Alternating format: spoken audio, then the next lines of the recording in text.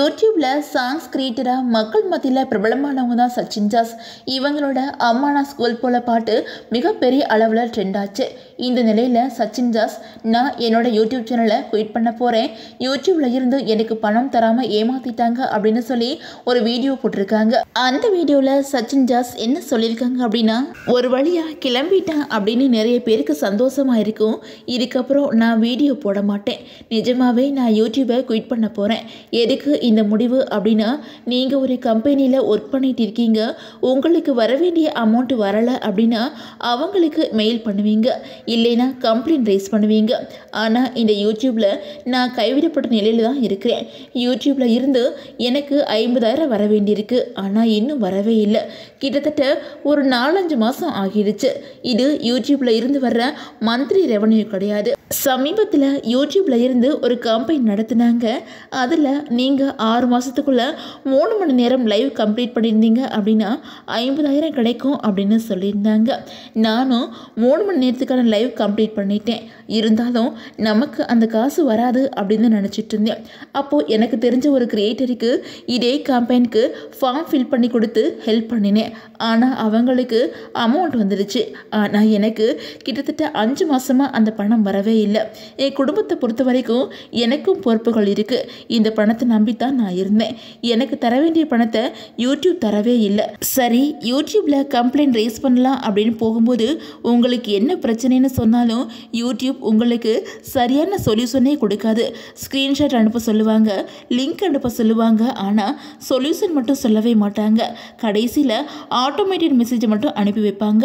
என்னோட உழைப்புக்கு எனக்கு மந்த்லி சேலரி டிலேயாக கூட வரலாம், ஆனால் அது வரவே இல்லைன்னா நம்ம கஷ்டத்தை சொல்கிறது கூட யூடியூப்பில் யாருமே இல்லை. அதுக்கு ரெஸ்பான்ஸ் எதுவும் கிடைக்காது. யூடியூபே இப்படி என்னை தண்ணி தெளிச்சிட்ட மாதிரி ஆகிடுச்சு. இந்த நிலையில் என்னோட வெறும் மியூசிக் மட்டும் வச்சு வாழவே முடியாது. ஒரு பெரிய ஹீரோயின் கொண்டு வந்து சாங் ப்ரொடக்ஷன் பண்ணுற அளவுக்கு நான் பொருளாதார ரீதியாக பெரிய ஆளும் இல்லை. நான் ஒரு 50 சாங்ஸ் பண்ணினா அதில் ஏதோ ஒரு சாங் தான் ட்ரெண்ட் ஆகும்.